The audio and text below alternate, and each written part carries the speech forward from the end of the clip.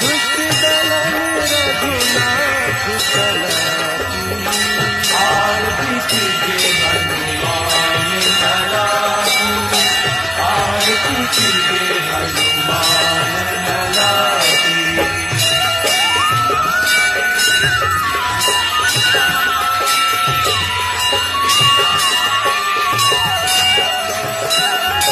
जाते बल से गिरवर पाप रोग दोष जाते निकट न घात अंजन पुत्र महाबलदाई संतन के